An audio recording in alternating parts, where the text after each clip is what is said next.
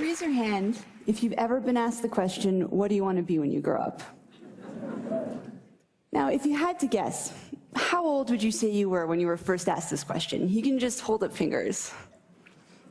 3, 5, 3, 5, 5. Okay. Now, raise your hand if the question, what do you want to be when you grow up, has ever caused you any anxiety. Any anxiety at all. I'm someone who's never been able to answer the question, what do you want to be when you grow up? See, the problem wasn't that I didn't have any interests, it's that I had too many. In high school, I liked English and math and art, and I built websites, and I played guitar in a punk band called Frustrated Telephone Operator. Maybe you've heard of us. This continued after high school, and at a certain point, I began to notice this pattern in myself, where I would become interested in an area, and I would dive in and become all consumed, and I'd get to be pretty good at whatever it was. And then I would hit this point where I'd start to get bored. And usually I would try and persist anyway, because I had already devoted so much time and energy, and sometimes money, into this field. But eventually, this sense of boredom, this feeling of like, yeah, I got this. This isn't challenging anymore. It would get to be too much, and I would have to let it go. But then I would become interested in something else, something totally unrelated, and I would dive into that and become all consumed, and I'd be like, yes, I found my thing. And then I would hit this point again, where I'd start to get bored. And eventually, I would let it go. But then I would discover something new and totally different, and I would dive into that. This pattern caused me a lot of anxiety for 2 reasons. The first was that I wasn't sure how I was going to turn any of this into a career. I thought that I would eventually have to pick one thing, deny all of my other passions, and just resign myself to being bored. The other reason it caused me so much anxiety was a little bit more personal. I worried that there was something wrong with this, and something wrong with me for being unable to stick with anything. I worried that I was afraid of commitment, or that I was scattered, or that I was self-sabotaging, afraid of my own success. If you can relate to my story and to these feelings, I'd like you to ask yourself a question that I wish I had asked myself back then. Ask yourself where you learned to assign the meaning of wrong or abnormal to doing many things. I'll tell you where you learned it. You learned it from the culture. We were first asked the question, what do you want to be when you grow up, when we're about 5 years old. And the truth is that no one really cares what you say when you're that age. It's considered an innocuous question posed to little kids to elicit cute replies, like, I want to be an astronaut, or I want to be a ballerina, or I want to be a pirate. Insert Halloween costume here. But this question gets asked of us again and again as we get older in various forms. For instance, high school students might get asked what major they're going to pick in college. And at some point, what do you want to be when you grow up goes from being the cute exercise it once was to the thing that keeps us up at night. Why? See, while this question inspires kids to dream about what they could be, it does not inspire them to dream about all that they could be. In fact, it does just the opposite. Because when someone asks you what you want to be, you can't reply with 20 different things. The well-meaning adult will likely chuckle and be like, oh, how cute, but you can't be a violin maker and a psychologist. You have to choose. This is Dr. Bob Childs. And he's a luthier and a psychotherapist. And this is Amy Ung, a magazine editor turned illustrator, entrepreneur, teacher, and creative director. But most kids don't hear about people like this. All they hear is that they're going to have to choose. But it's more than that. The notion of the narrowly focused life is highly romanticized in our culture. It's this idea of destiny, or the one true calling. The idea that we each have one great thing we are meant to do during our time on this earth, and you need to figure out what that thing is and devote your life to it. But what if you're someone who isn't wired this way?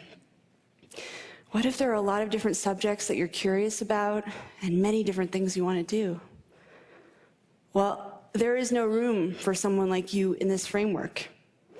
And so you might feel alone. You might feel like you don't have a purpose. And you might feel like there's something wrong with you. There's nothing wrong with you. What you are is a multi-potentialite.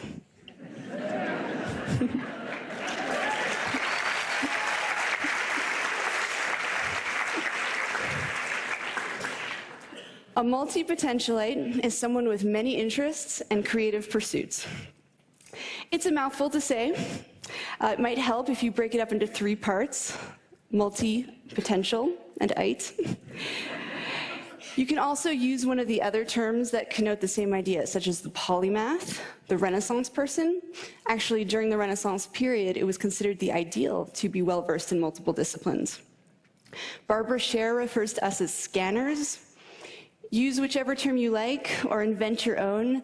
I have to say I find it sort of fitting that as a community we cannot agree on a single identity. It's easy to see your multipotentiality as a limitation or an affliction that you need to overcome. But what I've learned through speaking with people and writing about these ideas on my website is that there are some tremendous strengths to being this way. Here are 3 multi-potentialite superpowers. 1, idea synthesis. That is combining 2 or more fields and creating something new at the intersection. Shaw Wong and Rachel Binks drew from their shared interests in cartography, data visualization, travel, mathematics, and design when they founded Meshu. Meshu is a company that creates custom, geographically inspired jewelry. Shaw and Rachel came up with this unique idea not despite, but because of their eclectic mix of skills and experiences. Innovation happens at the intersections. That's where the new ideas come from. And multi-potentialites, with all of their backgrounds, are able to access a lot of these points of intersection. The second multi-potentialite superpower is rapid learning. When multi-potentialites become interested in something, we go hard. We absorb everything we can get our hands on. We're also used to being beginners because we've been beginners so many times in the past. And this means that we're less afraid of trying new things and stepping out of our comfort zones. What's more, many skills are transferable across disciplines, and we bring everything we've learned to every new area we pursue, so we're rarely starting from scratch. Nora Dunn is a full-time traveler and freelance writer. As a child concert pianist, she honed an incredible ability to develop muscle memory. Now she's the fastest typist she knows. Before becoming a writer, Nora was a financial planner. She had to learn the finer mechanics of sales when she was starting her practice, and this skill now helps her write compelling pitches to editors. It is rarely a waste of time to pursue something you're drawn to, even if you end up quitting. You might apply that knowledge in a different field entirely, in a way that you couldn't have anticipated. The third multi-potentialite superpower is adaptability. That is the ability to morph into whatever you need to be in a given situation.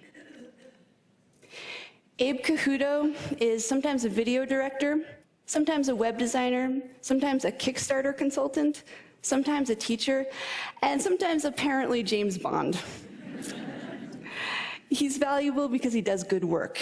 He's even more valuable because he can take on various roles depending on his client's needs.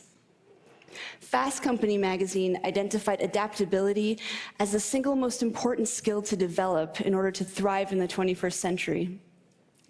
The economic world is changing so quickly and unpredictably that it is the individuals and organizations that can pivot in order to meet the needs of the market that are really going to thrive. Idea synthesis, rapid learning, and adaptability. 3 skills that multi-potentialites are very adept at, and 3 skills that they might lose if pressured to narrow their focus. As a society, we have a vested interest in encouraging multi-potentialites to be themselves. We have a lot of complex, multidimensional problems in the world right now, and we need creative, out-of-the-box thinkers to tackle them. Now, let's say that you are, in your heart, a specialist. You came out of the womb knowing you wanted to be a pediatric neurosurgeon. Don't worry, there's nothing wrong with you either. In fact, some of the best teams are comprised of a specialist and multi-potentialite paired together. The specialist can dive in deep and implement ideas, while the multi-potentialite brings their breadth of knowledge to the project. It's a beautiful partnership. But we should all be designing lives and careers that are aligned with how we're wired. And sadly, multi-potentialites are largely being encouraged simply to be more like their specialist peers. So with that said, if there's one thing you take away from this talk, I hope that it is this. Embrace your inner wiring, whatever that may be. If you're a specialist at heart, then by all means specialize. That is where you'll do your best work. But to the multi-potentialites in the room, including those of you who may have just realized in the last 12 minutes that you are one, to you I say, embrace your many passions. Follow your curiosity down those rabbit holes. Explore your intersections. Embracing our inner wiring leads to a happier, more authentic life. And perhaps more importantly, multi-potentialites. The world needs us. Thank you.